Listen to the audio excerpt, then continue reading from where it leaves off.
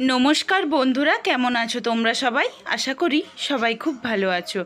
शुभमिता ब्लगे सबाइके स्वागत जानाई।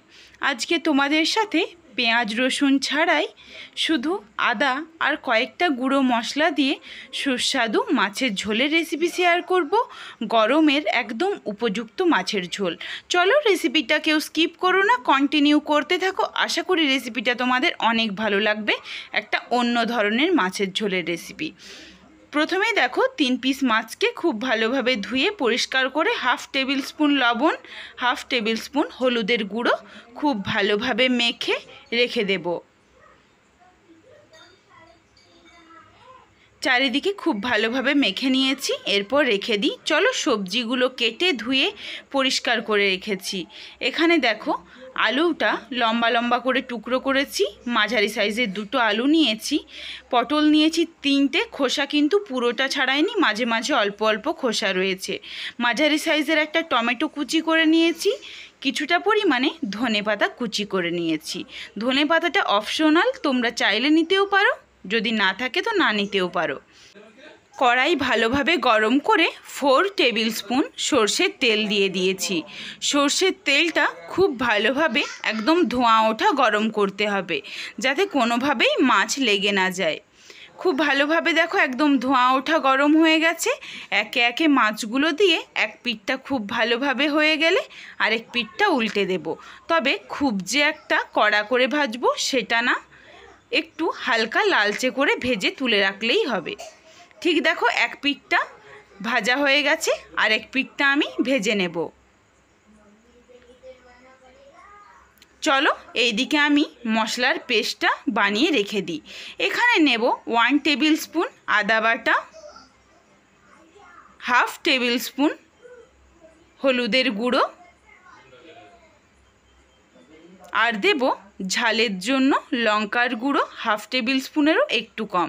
ঝালটা অবশ্যই তোমরা নিজেদের পছন্দ অনুযায়ী ব্যবহার করো। এখানে দিচ্ছি হাফ টেবিল স্পুন জিরে গুঁড়ো দিয়ে সামান্য একটু জল দিয়ে খুব ভালোভাবে মিশিয়ে এই পেস্টটাকে বানিয়ে রেখে দেব। এইদিকে দেখো আরেক পিঠও মাছটা ভাজা হয়ে গেছে। আর বেশি কিন্তু ভাজবো না, মাছটা তুলে রেখে দেব। মাছ ভাজার পর প্রায় 2 টেবিল স্পুনের মতো তেল রয়ে গেছে। এই তেলের মধ্যেই কিন্তু বাকি রান্নাটা করে নেব, আর তেল অ্যাড করব না। সামান্য একটু জিরে ফোড়ন দিলাম, একটা তেজপাতা ফোড়ন দিলাম, একটা শুকনো লঙ্কা ফোড়ন দিলাম। ফোড়নটা খুব ভালোভাবে ভাজা করে নেব। প্রায় 15 সেকেন্ড ধরে ফোড়নটাকে ভেজে নিয়েছি। এরপর দেখো লম্বা লম্বা করে টুকরো করে রাখা আলু আর পটলটা একসাথে দিয়ে ভেজে নেব। এইখানে কিন্তু তোমরা তোমাদের পছন্দ মতো ঝিঙে বা পেঁপে যে কোনো সবজি অ্যাড করে নিতে পারো। যদি ঝিঙেটা অ্যাড করো সেই ক্ষেত্রে বলবো সবজিটা প্রায় হাফের বেশি ভাজা হয়ে যাওয়ার পরে ঝিঙেটা ব্যবহার করো, নইলে কিন্তু ঝিঙের জল বেরিয়ে পটল আর আলুটা ভাজা হবে না। দেখো এরপর পরিমাণ মতো লবণ দিয়ে মিডিয়াম টু হাই ফ্লেমে খুব ভালোভাবে নাড়াচাড়া করে পটল আর আলুটাকে ভেজে নেব। একটু লালচে করে ভাজলেই কিন্তু পটল আর আলুটা অনেকটা সেদ্ধ হয়ে যাবে। দেখো নাড়াচাড়া করে আমি লালচে করে একদম ভেজে নিয়েছি, অনেকটা সেদ্ধ হয়ে গেছে। এরপর এর সাথে যে মাঝারি সাইজের একটা টমেটোকে কুচি করে রেখেছিলাম, কুচি করা টমেটোটা দিয়ে নাড়াচাড়া করে টমেটোটাকে একটু নরম করে নেব।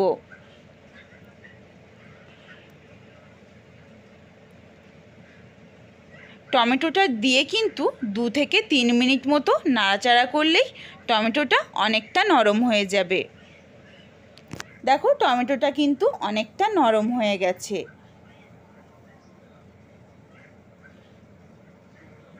এরপর যেই মশলার বাটার পেস্ট আমি একটা বানিয়ে রেখেছিলাম, গুঁড়ো মশলা আর বাটা মশলা মিলিয়ে, দেখো সেই পেস্টটা পুরোটাই দিয়ে নাড়াচাড়া করে কষিয়ে নেব মশলাটা।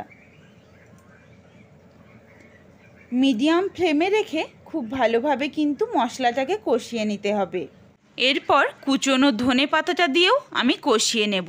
তোমরা চাইলে কিন্তু কুচনো ধনে পাতাটা একদম লাস্টে নাবাবার আগেও দিতে পারো।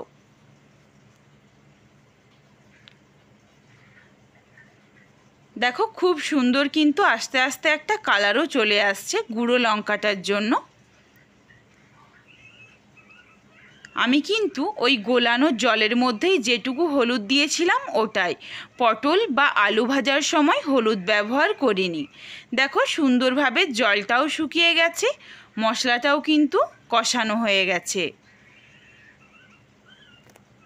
এরপর পরিমাণ মতো জলটা দিয়ে দেব। তোমরা ঠিক যতটা পরিমাণে ঝোল রাখতে চাও সেই অনুযায়ী দিতে পারো, তবে খুব বেশি একটা ঝোলও ভালো লাগে না, একদম শুকনোটাও ভালো লাগে না, মাঝামাঝি রাখলেই খুব ভালো হয়। ঝোলটা খুব ভালোভাবে ফুটিয়ে নেব।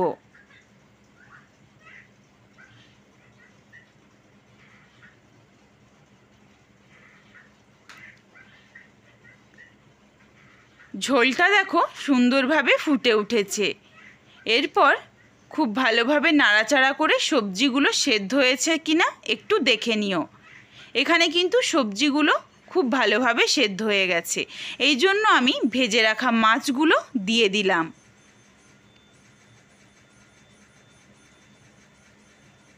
ভেজে রাখা মাছ দিয়ে 4 থেকে 5 মিনিট মতো কিন্তু ফুটিয়ে নিতে হবে, যাতে মাছের ফ্লেভারটা খুব ভালোভাবে ঝোলের মধ্যে চলে আসে। সুন্দরভাবে দেখো ফুটে উঠেছে, প্রায় রেডি হয়ে গেছে। সামান্য একটু চিনি দিয়ে দিলাম, তাহলে খেতে কিন্তু আরও বেশি ভালো লাগবে। চিনিটাও অপশনাল, তোমরা চাইলে দিতে পারো, না চাইলে চিনিটাও বাদ দিতে পারো। চলো এরপর 4 থেকে 5 মিনিট মতো ফুটিয়ে আমি ঝোলটাকে নামিয়ে দেব। পেঁয়াজ রসুন ছাড়া মাছের ঝোলের রেসিপি তোমাদের কেমন লাগলো অবশ্যই কমেন্ট করে জানিও। যদি ভালো লাগে লাইক কমেন্ট শেয়ার করে বন্ধুদের দেখার সুযোগ করে দিও। যদি তোমরা এইরকম আরও নিত্য নতুন রেসিপি পেতে চাও, যদি ফেসবুক থেকে দেখে থাকো পেজটিকে ফলো করে দিও, যদি ইউটিউব থেকে দেখে থাকো চ্যানেলটিকে সাবস্ক্রাইব করে পাশে থাকা বেলটি অন করে অল নোটিফিকেশান অন করে রেখো, তাহলে আমার প্রত্যেকটা রেসিপির নোটিফিকেশান সবার প্রথমে তোমাদের কাছে পৌঁছে যাবে। সবাই ভালো থেকো, সুস্থ থেকো, আবার দেখা হবে নতুন কোনো একটা রেসিপির সাথে। আজকে আসি।